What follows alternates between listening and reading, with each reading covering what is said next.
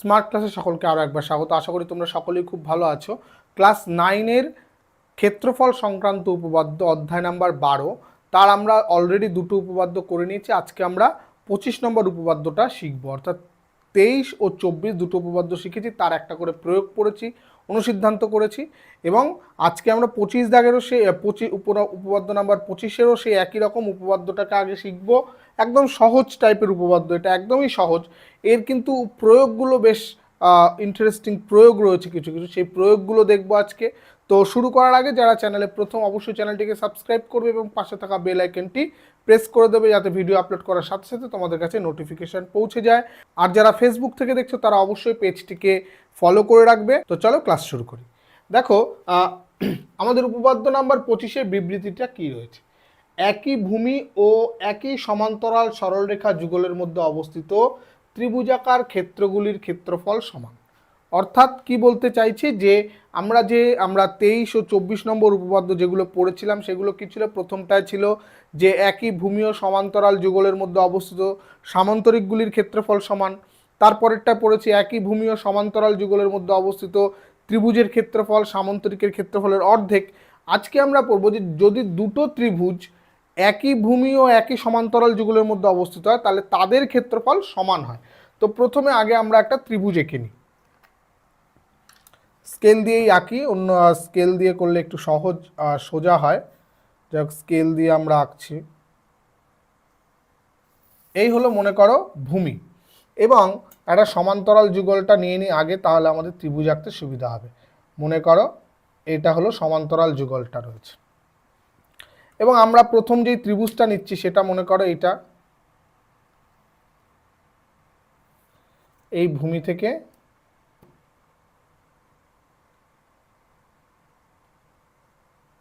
মনে করো এইটাই নিচ্ছি। একটু এদিক ওদিক হতে পারে। হ্যাঁ, এ বি আমরা ভূমি নিচ্ছি, এবং এ বি সি হলো প্রথম ত্রিভুজটা, এবং আরও একটা ত্রিভুজ একই সমান্তরাল যুগল, মনে করি এই ত্রিভুজটা নিচ্ছি। আরেকটা ত্রিভুজ আঁকছি আমরা একই সমান্তরাল যুগলের মধ্যে, মনে করো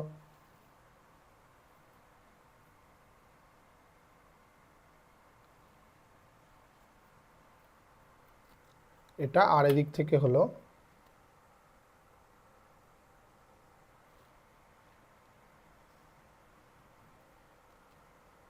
একটা বড় স্কেল লাগবে, বড় স্কেল দিয়ে আঁকতে সুবিধা হয়, কিন্তু আজকে বড় স্কেলটা খুঁজে পেলাম না, তাই এইটা দিয়ে আপাতত করছি। তাহলে দেখো,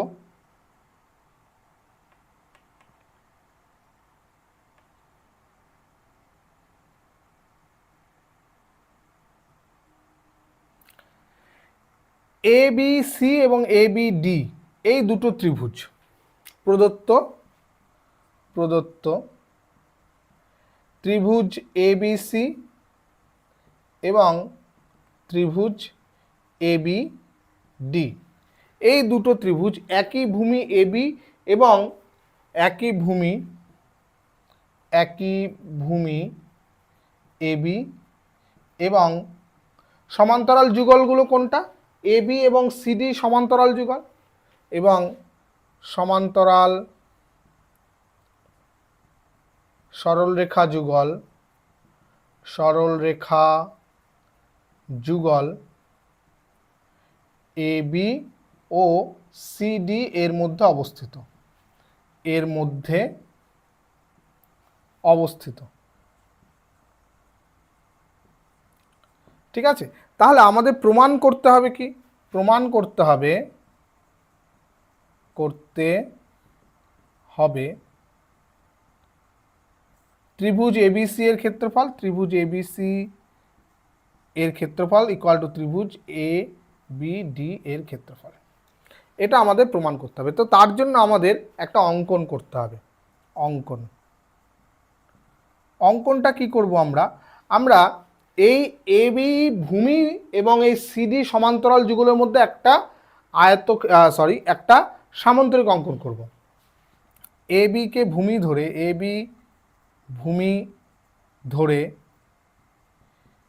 এ বি ও সিডি সমান্তরাল সরলরেখার ওপর সরলরেখা যুগলের ওপর যুগলের মধ্যে মধ্যে একটি সামান্তরিক ABPQ অঙ্কন করা হলো কি করব তাহলে? এই AB কে ভূমি ধরে এই সমান্তরাল যুগলের মধ্যে একটা সামান্তরিক অঙ্কন করব। মনে করো সামান্তরিকটা এইরকম টাইপের, এইরকম, এটাকে আমি যুক্ত করে দিচ্ছি এদিকে।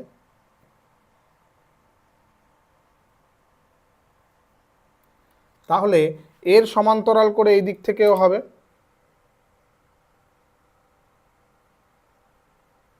মনে করো এইরকমই হবে।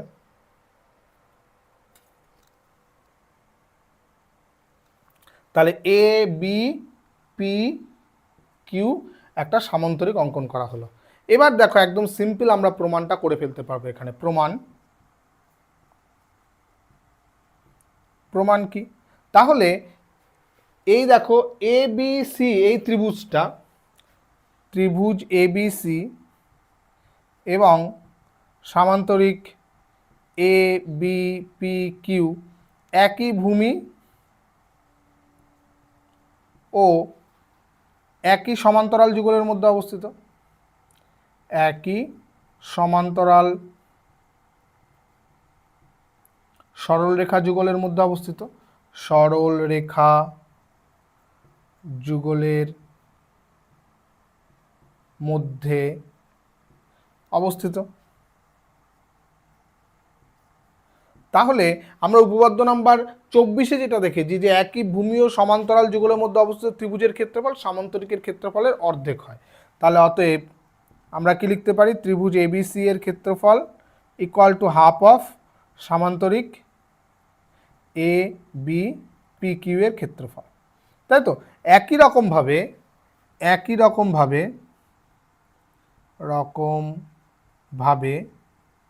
কি লিখতে পারি আমরা?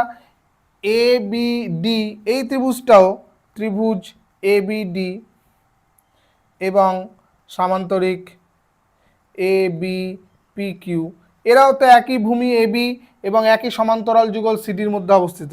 একই ভূমি AB ও সমান্তরাল যুগল AB ও CD এর মধ্যে অবস্থিত।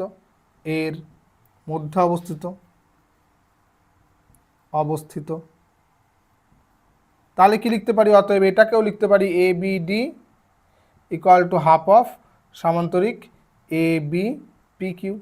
তাহলে এটাকে 1, এটাকে যদি 2 ধরি তাহলে 1 ও 2 থেকে পাই কি? অতএব 1 ও 2 থেকে পাই। তাহলে এই দুটো সেম হয়ে গেল, তাহলে এই দুটো সমান। ত্রিভুজ ABC ইকুয়াল টু ত্রিভুজ ABD। ঠিক আছে, এটাই দেখো আমাদের প্রমাণ করতে দিই। একদম সিম্পল টাইপের প্রমাণ, একদম সহজ একটা প্রমাণ। এখানে আমরা কি করলাম আমি আরেকবার একটুখানি বুঝিয়ে দিই। দেখো বলেছে একই ভূমি ও সমান্তরাল যুগলের মধ্যে অবস্থিত ত্রিভুজগুলির ক্ষেত্রফল সমান, অর্থাৎ একই ভূমি AB এবং একই সমান্তরাল যুগল CD, এদের মধ্যে অবস্থিত যতগুলোই ত্রিভুজ হোক না কেন, যত ত্রিভুজ হবে সবকটি ত্রিভুজের ক্ষেত্রফল সমান হবে। তাহলে আমরা কি করছি? আমরা এই AB কে ভূমি ধরে এবং CD সমান্তরাল সরলরেখা যেটা রয়েছে তার মধ্যে একটা সামান্তরিক এঁকে নিচ্ছি।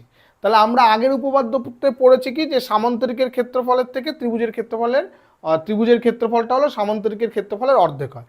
তাহলে ABC, এই ত্রিভুজের ক্ষেত্রফলটা ABPQ এর অর্ধেক। আবার একই রকমভাবে ABD, এই ত্রিভুজের ক্ষেত্রফলটাও ABPQ এই সামান্তরিকের অর্ধেক। এই দুটো দেখিয়েছি। তাহলে দুটোই যদি ওই সামান্তরিকের অর্ধেক হয় তাহলে দুজনে নিজেরাও সমান। ঠিক আছে, তাহলে একদম সিম্পল 25 নম্বর উপপাদ্যটা এর একটা অনুসিদ্ধান্ত করব, প্রয়োগ করব। ঠিক আছে, নেক্সট দেখো আমরা যে অনুসিদ্ধান্তটা করাবো বললাম, কি বলছে? কোনো ত্রিভুজের মধ্যমা ত্রিভুজাকার ক্ষেত্রটিকে দুটি সমান ক্ষেত্রফল বিশিষ্ট ত্রিভুজাকার ক্ষেত্রে বিভক্ত করে। তো সিম্পলি বলতে গেলে কি বলতে চাইছে যে কোনো ত্রিভুজের মধ্যমা ত্রিভুজকে দুটো সমান ত্রিভুজে বিভক্ত করে। মানে দুটো সমান ক্ষেত্রফল বিশিষ্ট ত্রিভুজে বিভক্ত করে। তো আমরা আগে ছবিটাকে যদি এঁকে নেওয়ার চেষ্টা করি, একটা ত্রিভুজ অঙ্কন করব, একটা ত্রিভুজ অঙ্কন করি।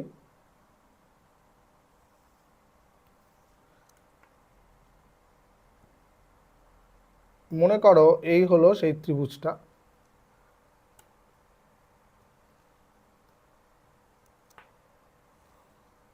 বড় স্কেল হলেই সবচেয়ে সুবিধা হয়।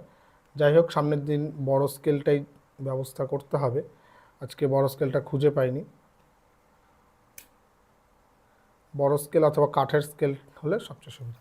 যাই হোক, মনে করো এটা হলো একটা ত্রিভুজ এ বি সি। তাহলে এবিসি প্রদত্ত এবিসি ত্রিভুজাকার ক্ষেত্রের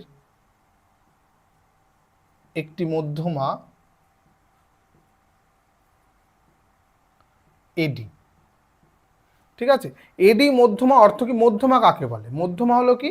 ত্রিভুজের একটি শীর্ষবিন্দু থেকে বিপরীত বাহুর মধ্যবিন্দুর সংযোগকারী সরলরেখা, অর্থাৎ বিপরীত বাহু অর্থাৎ বিসি এর মধ্যবিন্দু যদি হয় এইটা, মনে করো ডি। ঠিক আছে, তাহলে এডিকে যদি আমি যুক্ত করে দিই, এটা হবে সেই ত্রিভুজের মধ্যমা। মনে করো এটা হলো এডি মধ্যমা। ঠিক আছে, তাহলে এবিসি ত্রিভুজাকার ক্ষেত্রের একটি মধ্যমা এডি। অতএব বিসি বিডি সমান সমান ডিসি, এটা আমাদের বলে দেওয়া আছে। হ্যাঁ, তাহলে এডি যদি মধ্যমা হয়, তার মানে বিডি সমান সমান ডিসি হবে। আচ্ছা, এবার এখানে আমার কিছুটা প্রমাণ কি করতে হবে? তাহলে প্রমাণ করতে হবে কি? এখানে দুটো ত্রিভুজ তৈরি হচ্ছে, এ বি ডি, আরেকটা হলো A C D. A B D ত্রিভুজাকার ক্ষেত্রের ক্ষেত্রফল, ত্রিভুজাকার ক্ষেত্রের ক্ষেত্রফল সমান সমান এ ডি সি ত্রিভুজাকার ক্ষেত্রের ক্ষেত্রফল। ক্ষেত্রের ক্ষেত্রফল। ঠিক আছে, এই হলো দুটো ত্রিভুজের ক্ষেত্রফল আমাদের প্রমাণ করতে হবে। এবারে আমাদের একটা ছোট্ট অঙ্কন করতে হবে। অঙ্কন করতে হবে কি? আমরা এই এ বিন্দু থেকে বিসি এর ওপর একটা লম্ব টেনে নেব, অর্থাৎ এ বিন্দু দিক থেকে বিসি এর ওপর একটা লম্ব, মনে করো এটা হলো সেই লম্বটা এ পি। ঠিক আছে, আমরা ধরে নিচ্ছি কি এ বিন্দু থেকে বিসি এর ওপর এপি লম্ব টানা হলো, এপি লম্ব অঙ্কন করা হলো। ঠিক আছে, এবার আমরা কি পাচ্ছি দেখো, প্রমাণে চলে আসবে এবার প্রমাণ। তাহলে এই যে ত্রিভুজটা তৈরি হচ্ছে এ বি ডি, এই ত্রিভুজটার ক্ষেত্রফল কি? ত্রিভুজ এ বি ডি এর ক্ষেত্রফল হাফ ইন্টু ভূমি বলতে এখানে কত? বিডি ইন্টু উচ্চতা কত? এপি। একটা জিনিস মনে রাখবে যে এ বি ডি এই ত্রিভুজের উচ্চতা যে এপি, আবার এডিসি এই ত্রিভুজের উচ্চতাও কিন্তু এপি। কারণ কি? মনে করো এইরকম ত্রিভুজটা রয়েছে, তো এই ত্রিভুজের উচ্চতা, এইটাকে ভূমি ধরে এর উচ্চতা কি হবে? উচ্চতা তো এখান থেকে পাবো না, আমি বিপরীত বাহু থেকে এর ওপর এই বর্ধিতাংশের ওপর যে লম্বটা হবে সেটাই কিন্তু উচ্চতা হবে, এক্ষেত্রে ওটাই উচ্চতা। হ্যাঁ, আবার ত্রিভুজ এডিসি এর ক্ষেত্রফল half into DC into AP. আবার আমাদের জানা আছে কি বিডি ইকুয়াল টু ডিসি, তাহলে বিডি আর ডিসি যদি সমান হয় তাহলে এই দুটো সমান। অতএব ত্রিভুজ এবিডি এর ক্ষেত্রফল ইকুয়াল টু ত্রিভুজ এডিসি এর ক্ষেত্রফল। ঠিক আছে, একদম সিম্পল, এটা অনুসিদ্ধান্তটা একদম সিম্পল ছিল।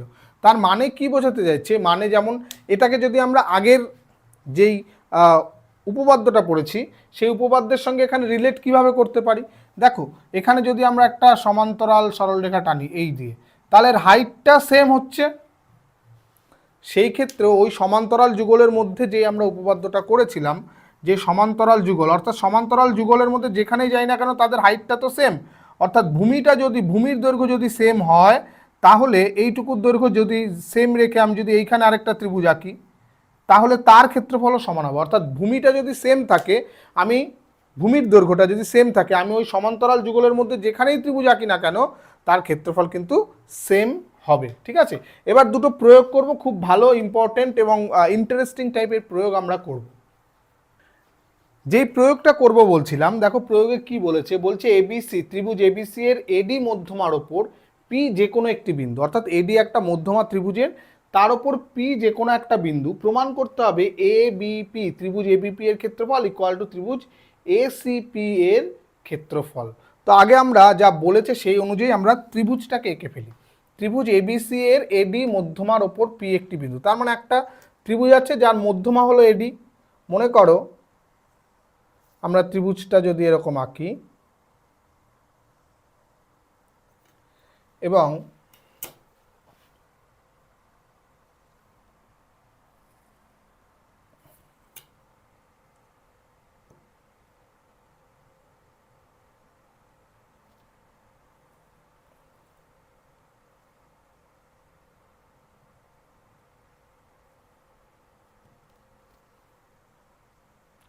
এটা হলো এবিসি ত্রিভুজটা এবং এদের মধ্যবিন্দু বিসি এর মধ্যবিন্দু এটা হবে, তাহলে এডি মধ্যমাটা হলো এরকম,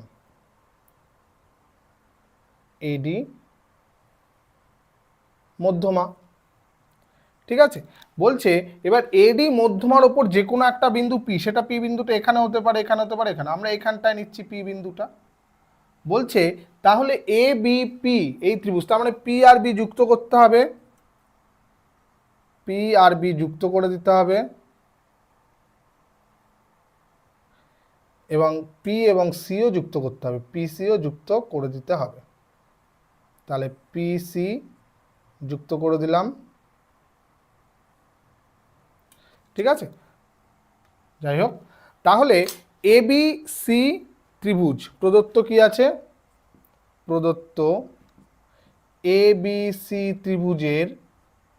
ত্রিভুজের এডি মধ্যমা এবং মধ্যমা ওপর পি একটি বিন্দু,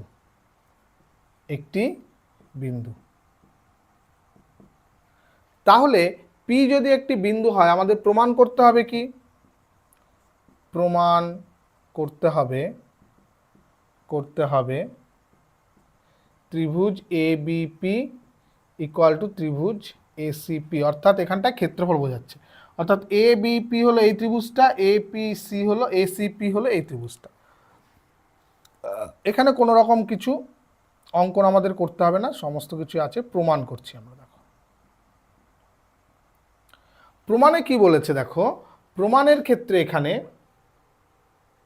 আমরা করব কি, যেহেতু পি হলো এডি মধ্যমা, যেহেতু এডি মধ্যমা, ত্রিভুজ এবিসি এর এডি মধ্যমা, তাহলে একটু আগে যে আমরা অনুসিদ্ধান্ত পড়ছিলাম যে মধ্যমা ত্রিভুজকে সমান দুটি অংশে বিভক্ত করে, তার মানে কি, অতএব ত্রিভুজ এ বি ডি ইকুয়াল টু ত্রিভুজ এ ডি সি, অর্থাৎ এ বি ডি ত্রিভুজ, এ বি ডি এই ত্রিভুজটার ক্ষেত্রফল আর এ ডি সি এই ত্রিভুজটার ক্ষেত্রফল সমান। আবার যদি আমরা বিপিসি বা বিসিপি এই ত্রিভুজটাকে নিই, সেক্ষেত্রেও তো পিডিটা মধ্যমা, আবার ত্রিভুজ বিপিসি এর পিডি মধ্যমা, তাই তো, তার মানে কি, তার মানে এই ত্রিভুজটা আর এই ত্রিভুজটার ক্ষেত্রফল সমান, অতএব ত্রিভুজ P B D equal to ক্ষেত্রফল অফ ত্রিভুজ পি ডি সি। এবার দেখো আমরা এ বি ডি এই ত্রিভুজটা থেকে যদি এই অংশটা বাদ দিই তাহলে এই ত্রিভুজটা থেকে এই অংশটা বাদ দিয়ে দুটো সমান আসবে। অতএব এই দুটো সমান অংশ থেকে আমরা এই দুটো সমান অংশ বাদ দিচ্ছি। অতএব ত্রিভুজ এ বি ডি মাইনাস ত্রিভুজ পি বি ডি, অর্থাৎ দেখো এ বি ডি এর থেকে আমরা পি বি ডি বাদ দিলাম, তাহলে এখান থেকেও আমাদের ত্রিভুজ এ ডি সি থেকে আমাদের ত্রিভুজ পি ডি সি বাদ দিলে সমান হবে। তাহলে এই অংশটা বাদ দিলে কি থাকছে, বা এ বি ডি থেকে যদি পি বি ডি বাদ দিই দেখো তাহলে আমাদের এ বি পি রয়েছে, ত্রিভুজ এ বি পি এর ক্ষেত্রফল রয়ে গেল ইকুয়াল টু এদিকে কত থাকছে এসিপি এর ক্ষেত্রফল। এটাই আমাদের প্রমাণ করতে বলেছে, প্রমাণিত। খুব সিম্পল কিন্তু খুব ইম্পর্টেন্ট একটা প্রয়োগ। হ্যাঁ, এখান থেকেও কিন্তু এই প্রয়োগটাও কিন্তু দেওয়ার সম্ভাবনা খুব বেশি থাকে। নেক্সট প্রয়োগ যেটা আমরা করছি দেখো এটাও খুব সহজ একটা প্রয়োগ। বলছে একটি সামান্তরিক আকার ক্ষেত্রের কর্ণ দুটি সামান্তরিক আকার ক্ষেত্রকে 4টি সমান ক্ষেত্রফল বিশিষ্ট ত্রিভুজাকার ক্ষেত্রে বিভক্ত করে। অর্থাৎ একটা সামান্তরিকের কর্ণ দুটি পরস্পরকে কর্ণ দুটি সামান্তরিককে 4টে সমান ক্ষেত্রফল বিশিষ্ট ত্রিভুজে বিভক্ত করে। তো সিম্পলি আমরা একটা সামান্তরিকের ছবি এঁকে নেওয়া আগে।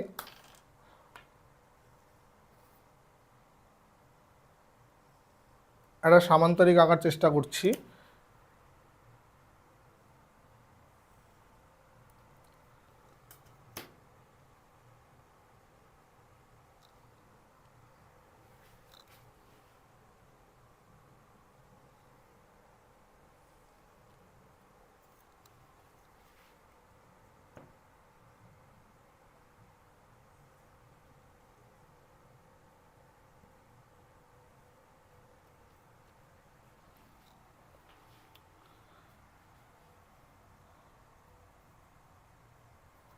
এই রেখাটা একটুখানি আরেকটু সোজা হবে। এটা একটা সামান্তরিক মনে করো, এবিসিডি একটি সামান্তরিক। তাহলে প্রদত্ত কি আছে, প্রদত্ত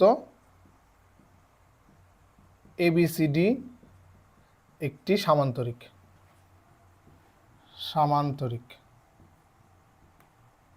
এবং সামান্তরিকের কর্ণগুলো কি কি, একটা হলো ডিবি বা বিডি আর একটা হলো এসি। তাহলে বিডি কর্ণ আঁকছি আগে।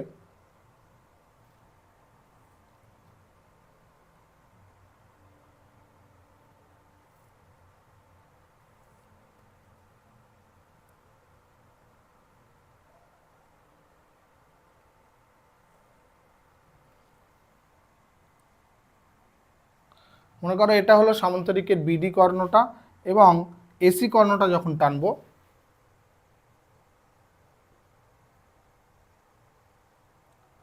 এটা হলো এসি কর্ণটা, যারা পরস্পরকে ও বিন্দুতে ছেদ করেছে, ও বিন্দুতে ছেদ করেছে।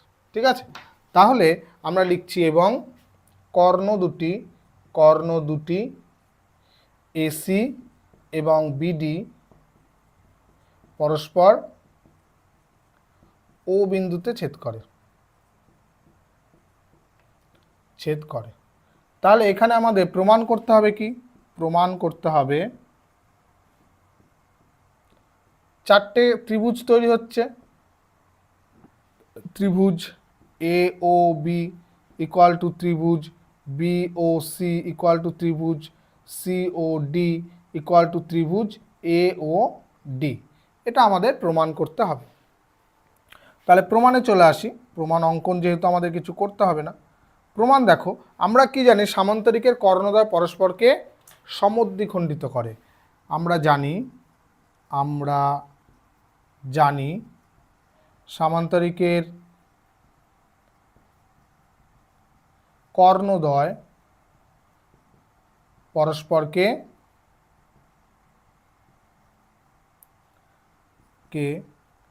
সমদ্বিখণ্ডিত করে। সমদ্বিখণ্ডিত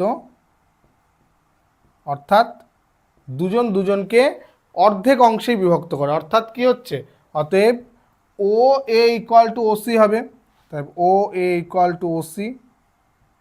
আরেকটা কি হবে, O B equal to OD, O B equal to O D.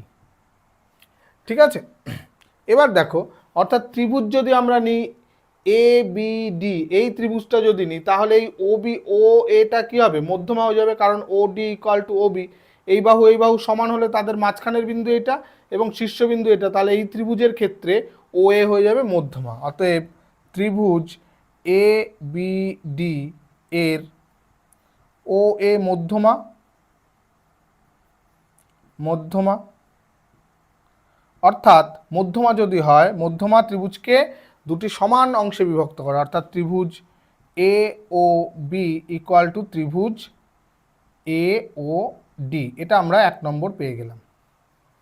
আবার যদি আমরা এ বি সি এই ত্রিভুজটা নিই, ত্রিভুজ এ বি সি এর ও বি মধ্যমা, কারণ কি ও এ সমান সমান ও সি লেখা আছে, তাহলে এই দুটো বাহু যেহেতু সমান তাহলে এটা একটা মধ্যমা হবে। তার মানে কি এই ত্রিভুজটার ক্ষেত্রফল এই দুটোর ক্ষেত্রফলের সমান, অতএব ত্রিভুজ A O B equal to ত্রিভুজ বি ও সি। একই রকমভাবে যদি আমরা এই ত্রিভুজটা নিই বি সি ডি, এই ত্রিভুজটার ক্ষেত্রে নিই, এটাকে 2 নম্বর নাম দিয়ে রাখলাম ত্রিভুজ বি সি ডি এর ওসি মধ্যমা, তাহলে ওসি মধ্যমা হয়ে গেলে বিওসি ইকুয়াল টু সিওডি, অর্থাৎ ত্রিভুজ বিওসি ইকুয়াল টু ত্রিভুজ সিওডি, এটাকে 3 নম্বর নাম দিলাম। এবার দেখো এও বির সঙ্গে এওডি সমান, আবার এও বির সঙ্গে বিওসি সমান, আবার বিওসির সঙ্গে সিওডি সমান, তার মানে আমরা কি লিখতে পারি, অর্থাৎ 1 2 ও 3 থেকে পাই এ ও বি, ত্রিভুজ A O B equal to ত্রিভুজ বিওসি, ত্রিভুজ বিওসি ইকুয়াল টু ত্রিভুজ বিওসির সঙ্গে কার সমান আছে, সিওডি সমান আছে, সিওডি, আবার এওডি কার সঙ্গে সমান, এও বি এর সঙ্গে সমান, তাহলে এটা ইকুয়াল টু ত্রিভুজ এ ও ডি। এটাই আমার প্রমাণ করতে বলেছিল, তাহলে প্রমাণিত হয়ে গেল। বুঝতে পেরেছো? তাহলে তাহলে ব্যাপারটা কি হলো আমি যদি একটুখানি বোঝার চেষ্টা করি। দেখো আমরা প্রথম নিয়েছিলাম এ বি ডি, দেখো এ বি ডি এই ত্রিভুজটার এইটা মধ্যমা ছিল, তাহলে এই এই এই ত্রিভুজ আর এই ত্রিভুজ সমান, তাই তো। আবার এই বড় ত্রিভুজটা যদি নিই এ বি সি, এই ত্রিভুজটার এইটা মধ্যমা, তাহলে এইটা সমান, তাহলে এর সঙ্গে এইটা সমান, আবার এর সঙ্গে এইটা সমান, তাহলে এই দুটো সমান হয়ে গেল। আবার একই রকমভাবে যদি আমরা বি সি ডি এই ত্রিভুজটা নিই, তাহলে এইটা হবে সেই মধ্যমা, অর্থাৎ এইটার ক্ষেত্রে এইটা সমান, তাহলে এর সঙ্গে এ সমান, এর সঙ্গে এ সমান, এর সঙ্গে এ সমান, তাহলে এই দুটো সমান, এই দুটো সমান, এই দুটো সমান, তার মানে 4টে ত্রিভুজই কিন্তু নিজেদের মধ্যে সমান ক্ষেত্রফল বিশিষ্ট। ঠিক আছে, তো আজকে দেখো আমরা উপপাদ্য নাম্বার 25 পড়লাম, তার একটা অনুসিদ্ধান্ত পড়লাম এবং দুটো প্রয়োগ করলাম। ঠিক আছে, তো প্রয়োগগুলো নিশ্চয়ই বুঝতে পেরেছো। আমরা বারবার বলি যে উপপাদ্য আমরা মুখস্থ করব না, বুঝে বুঝে করব। দেখো বুঝে বুঝে যদি পড়তে পারো তাহলে কিন্তু উপপাদ্য খুব সহজ লাগবে। পরীক্ষা হলে উপপাদ্য মুখস্থ করার যে একটা টেনশন থাকে সবার মধ্যে, সেই টেনশনটা থাকবে না, কারণ আমরা মনে করে লিখতে পারবো, ভুলে গেলেও মনে করে লিখতে পারবো। তো যাই হোক, নেক্সট ভিডিওতে আমরা 26 নম্বর উপপাদ্য করব এবং তার সঙ্গে আবার প্রয়োগ করব, এবং এই উপপাদ্যগুলো শেষ হয়ে গেল, এই চ্যাপ্টারের প্রয়োগগুলো কিন্তু খুব ইম্পর্টেন্ট, সেই প্রয়োগগুলো আমরা ধরে ধরে প্রমাণ করার চেষ্টা করব। তো পরের ভিডিওতে আবার দেখা হচ্ছে, খুব ভালো থাকবে, বেশি বেশি করে অঙ্ক করবে। Thank you.